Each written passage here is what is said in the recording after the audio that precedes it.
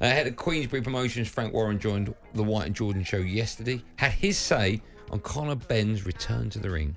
If he's got any respect for boxing and the people around him got any respect for boxing, they should go through the process. And I'm not saying that because I'm the opposition. I'm saying it because the furore and all the uncertainty, all the nonsense that's gone down for the last 18 months or so has damaged boxing. And he's the catalyst for it. And he's the catalyst to actually make himself right. If he's not been juicing, then have to hear him with a UCAD. Listen, I love speaking to Frank Warren, and I love speaking to Eddie Hearn. We'll get Eddie up in just a moment. But I always do feel that whenever you speak to one of those two big promoters, there's not an ulterior motive, but they're always going to protect their boxers and poo-poo the others. Like if it was the other way around, for a fact Eddie Hearn would be saying, well, I think it's a disgrace. He shouldn't be boxing. Yeah. Well, join us now for more on this. Is Conor Benn's promoter and matchroom chairman, of course, Eddie Hearn joins. Hi, Eddie. How are you? Fantastic, boys. Thank you so much for coming on. I suppose the obvious first question, we've got lots to fire at you, but the obvious first one is, how excited are you to actually see Conor Benn back in the ring, Eddie? So excited. I mean, obviously, it's been 18 months now since he's boxed. He's been through a lot. He's been through an arduous process, 2 processes now, 2 hearings, and cleared to fight. I just heard Darren there say, if it was the other way around, Eddie Hearn would say he shouldn't be fighting. I disagree. He's cleared to box, and that's the reason he's fighting this Saturday. It makes me laugh, all these other promoters. I mean, just the other day, representatives on behalf of Boxer and Sky Sports were trying to approach Chris Eubank about the Eubank Benn fight for December, and it's an industry full of hypocrisy. But we're interested in seeing Conor Benn back in the ring. He's going to have this fight on Saturday night in Orlando, and then a massive fight himself in December. Let me ask you, when you say he's cleared to box, I know that in July of this year, his suspension had been lifted and he was free to fight in the UK. But then in August, the following month, the British Boxing Board of Control and UCAD, they appealed that decision to, I think it was the NADP. Where are we at with that now? Legally, can he actually fight in the UK at the moment, Conor Benn? Yeah, absolutely. He's cleared to fight. He's no longer suspended. I mean, this is something that people keep sort of forgetting to talk about. He went through a process. His suspension was lifted. He was cleared to box. And in this process itself, what people, I think, probably don't know is the ABC, which is the governing body of America, would not let him fight unless he was cleared to fight in the UK, i.e. his suspension was lifted. So the ABC actually spoke to the British Boxing Board of Control to confirm that he was no longer suspended.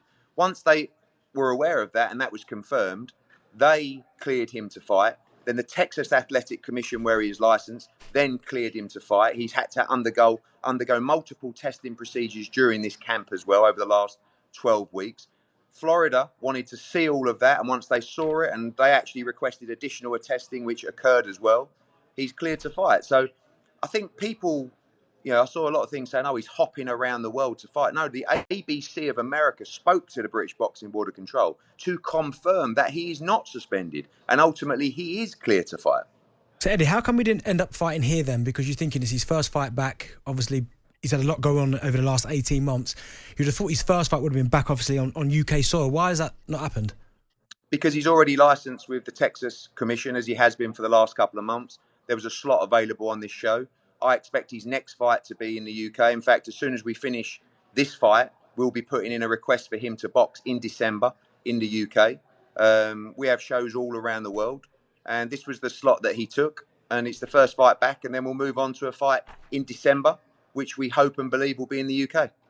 Eddie, before all this happened with Conor Benn, listen, he was one of the rising stars of the sport. People over here loved him. Do you think he'll ever get that same love and kind of appreciation back from the British fans, or because of the kind of muddy waters around this whole thing, that people now will just see him as the villain? Probably the latter, I think, and that's something that he's going to live with. We all believe in his innocence 100%. A lot of people do, and a lot of people don't. I think, everything that he's been through in the last year, which is a hell of a lot, love him or hate him, the kid's been crucified, the kid's been at breaking point. Some might say tough, some might feel sorry for him. If you start worrying about what people think about you, I don't think you're going to achieve anything in life. And I think now he's got to focus on his career. Like I said, he went through the procedure that he was asked to go through with UCAD. He won the case. he was cleared to box. His suspension has been lifted. No fine. Does he still have a license over here, Ed, to fight? I know he tore it No, up. he hasn't. He hasn't had a license for over a year. So how does he get that back? Is that quite easy? Yeah, he's got two options. He can apply for permission to box. You know, there's a certain fighter that's been through this same procedure, Andy. He's called Tyson Fury. You know, a very similar procedure that Conor Benn found himself in. And Tyson Fury is not licensed by the British Boxing Board of Control. He's licensed by a commission in America. So every time he fights in England, he has to ask for permission to box. Conor Benn has two options. He can ask for permission to box in December, or he can apply for his license with the UK. My preference, 100%, is for him to apply for his license with the British Boxing Board of Control. That's his decision. But following this fight, we can either apply for that license or we can ask for permission to box in December. So, you know, right now, there's absolutely no reason legally or through any rules where Conor Benn should not be allowed to fight in the UK. We understand, we've heard there might be an appeal. We have no date. And what do you expect Conor Benn to do? To wait for an appeal that might not happen or for a date sometime next year? He's cleared to box. His suspension has been lifted and he will return to the ring this Saturday, live on DAZN. Eddie, whatever happened to the B sample? That process has already been undergone through the hearings and through all the evidence that's been presented. Let me ask you about his opponent. Firstly, was it difficult to find an opponent for him? How long have you known about this fight? And just tell me a bit about his opponent as well, Eddie. I think the opponent's 32-3, Mexican fighter, tough enough. Not a world beater, but he's going to come in and he's going to have a go. Conor Benn's got a huge amount of frustration to let out. I wouldn't like to be Rodolfo Orozco on Saturday, but he's also got to be careful. You know, this is a fight to gear himself up for probably the biggest fight in the sport or one of the biggest fights in British boxing. So to lose or to not look good would not be a good look for Conor Benn as well. So fired up, ready to go. I think you're going to see a brutal performance from Conor on Saturday. How long have you known about the fight, Ed? Probably about 2 weeks. Oh, wow. Yeah. Okay. But as I said, Andy, you know, when we applied for this fight with the ABC, which is, again, the Governing Commission of America, and the Texas State Athletic Commission and the Florida State Athletic Commission, they said very clearly, has he been cleared? Is he suspended? And we said, no, he's had his suspension lifted. He's cleared to box. They had their own investigation. They spoke to the British Boxing Board of Control, who confirmed he is effectively cleared to box because he's no longer suspended, and they sanctioned his fight. What sort of reception do you think he'll receive on Saturday night when he does come back? Mixed. I mean, I think, you know, reading social media since the announcement is a mixture of good, great to see you back, and I can't believe. I think some people don't actually understand the process that has gone on, not just in the last few months, but also leading up to this fight. It wasn't just a case of let's bolt him on a Wednesday. There's a process that's gone through with 4 commissions, including the British Boxing Board of Control, to confirm his eligibility to fight on Saturday night. So I think the most important thing, you know, I understand that when you fail a test, you need to receive a huge amount of criticism and you need to go through a process. But we've seen other fighters that have failed tests recently that I haven't even seen mentioned on social media or media outlets. Conor Benn, for over a year now, has had to answer to criticisms every single day for over a year. So it's time. And it's time to see him back in the ring. 18 months out. We'll see on Saturday night. Eddie, you said obviously he's got the fight on Saturday and it could be a blockbuster in December. Now, that blockbuster, could it be Eubank Jr.? Could it be Josh Taylor, someone of that level? Yeah, I mean, we've got some massive fights for Conor Benn. I mean, Eubank is the biggest fight out there. It's one of the biggest fights in British boxing. It's the biggest fight for Chris Eubank. It's the biggest fight for Conor Benn. But we'll see. You know, we'll see how easy it is to make that fight. You know, as I said, Conor Benn is under contract for us for over a year still. And we've still, like I said, representatives from Boxer and Sky have been approaching Chris Eubank and Conor Benn's outer network to try and make that fight. So on one side, they're saying how terrible this is and he shouldn't be fighting. The next, they're trying to make the fight behind the back. So would that definitely be in the UK, Eddie? Yes, that would be our absolute preference. You know, we've had offers for that fight internationally, but I want to make that fight in Wembley or Cardiff in December. Do you think that'd be an easy fight to make? Bearing in mind the size of the fight, you know, probably the biggest fight in British boxing right now. Obviously, AJ against Fury is a bigger one, but an absolute monster of a fight. the biggest fight financially for both guys. Logically, it's one to make, but you never know in this game. Okay. Presumably it'll be at the same weight that originally it was going to be at. No, it will be at £160. Conor's made that clear. He doesn't want to catch weight.